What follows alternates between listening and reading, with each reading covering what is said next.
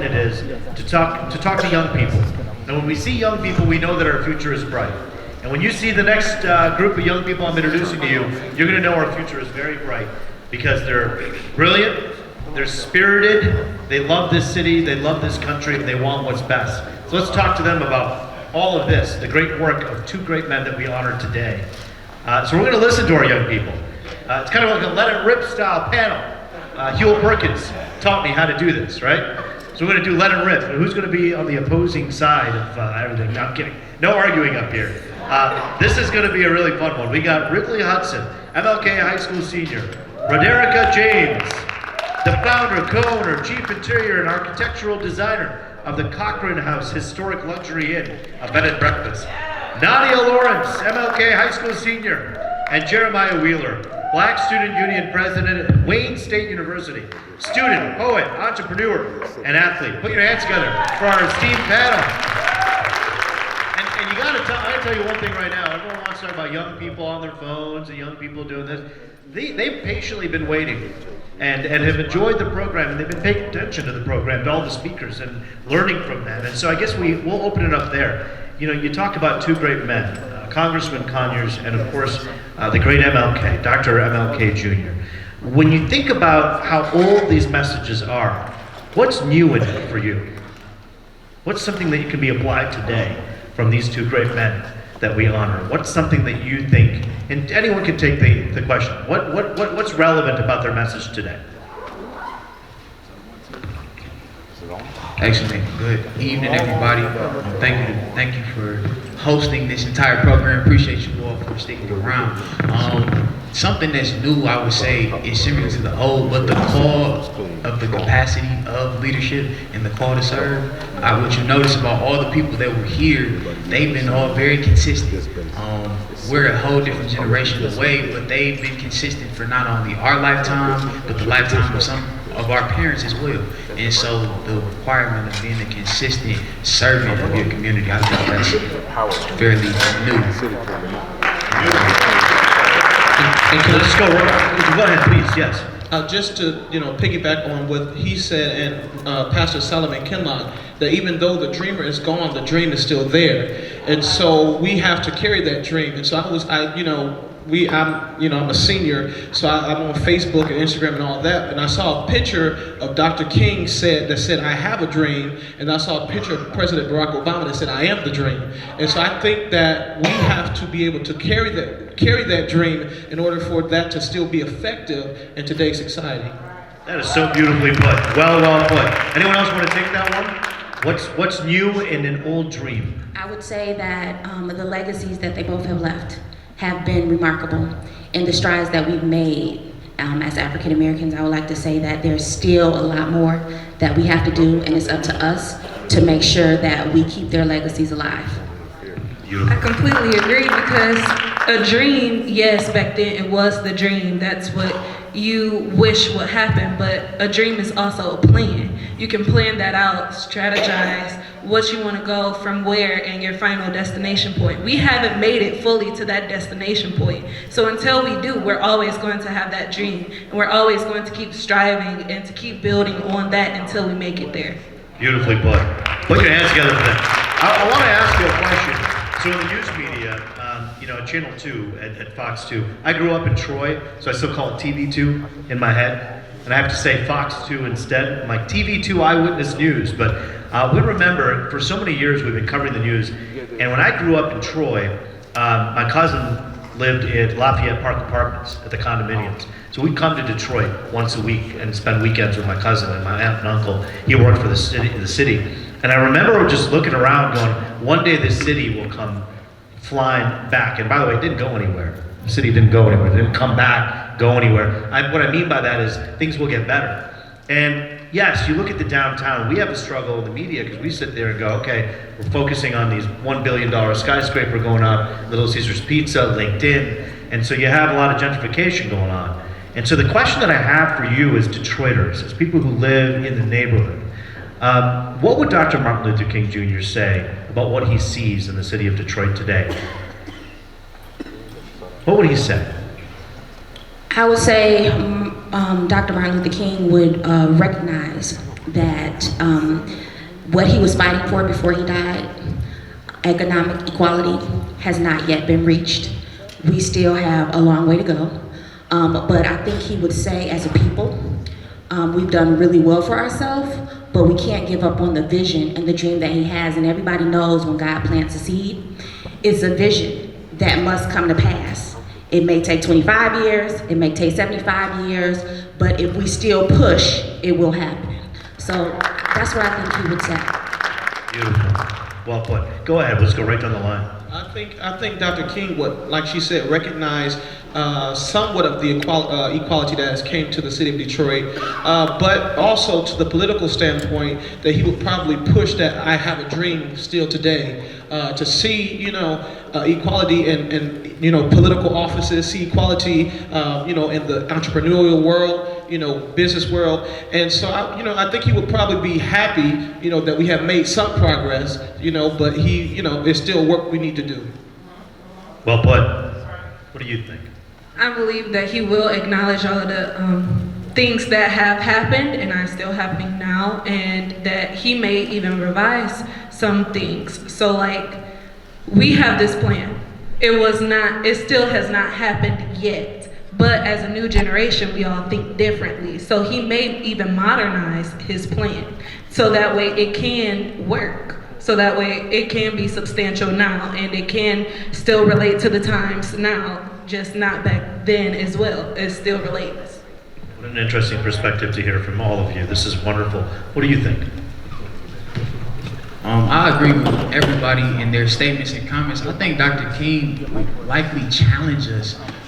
He would probably congratulate those who are living in the dream. Some people can hold hands with white children and black children and Latino children. At the same time, as she mentioned, the seed, plants don't just grow and produce fruit one time.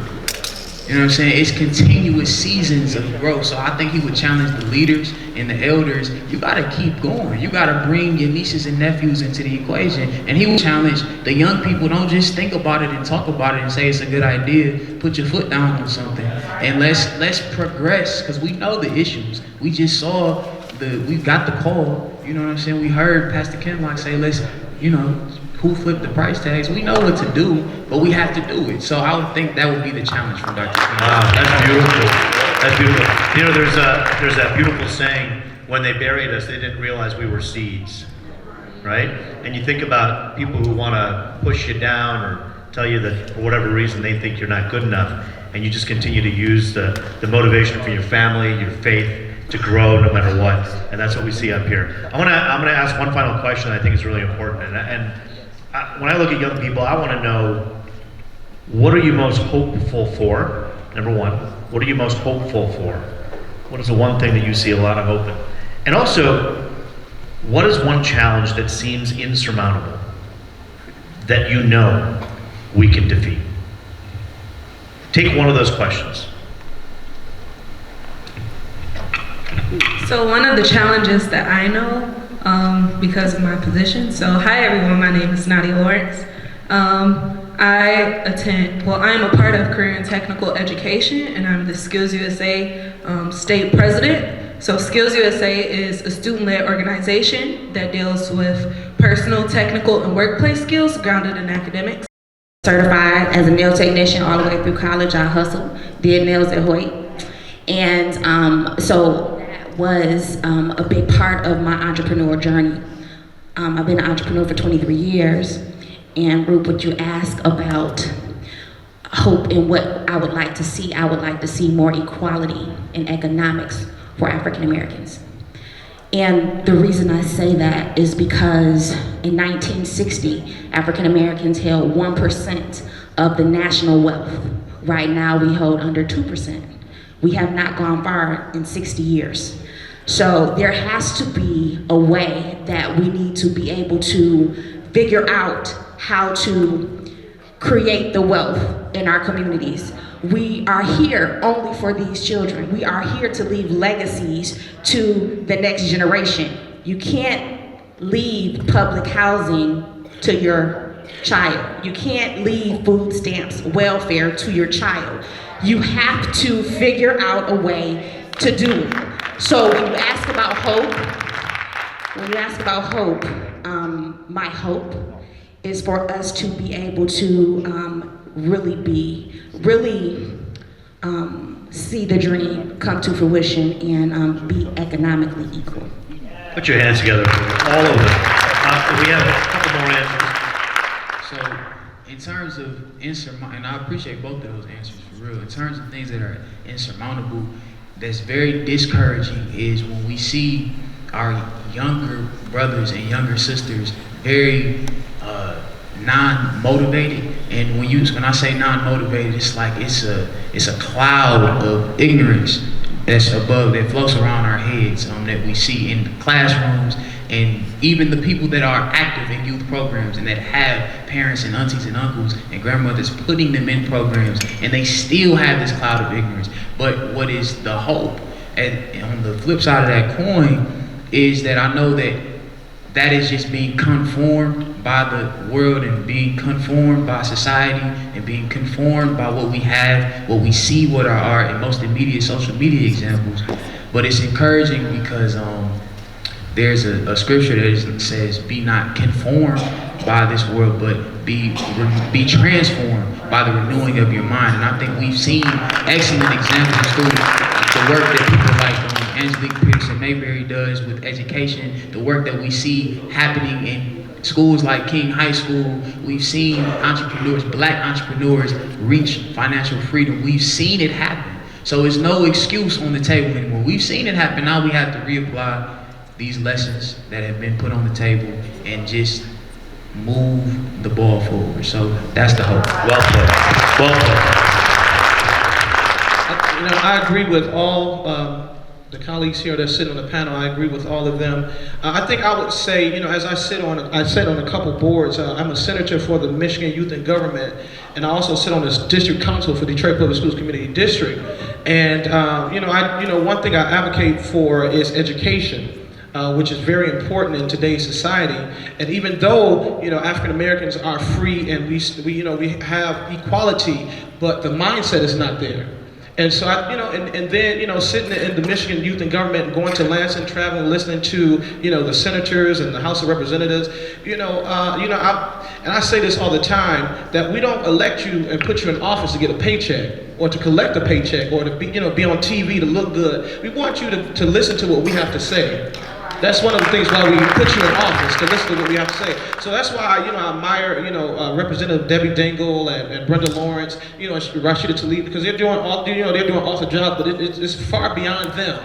We have somebody in office that we're trying to get out of office. We need somebody to listen to what we have to say. Because at the end of the day, 20 years from now, it is us we're going to run the country. We're going to be the leaders. We're the upcoming leaders.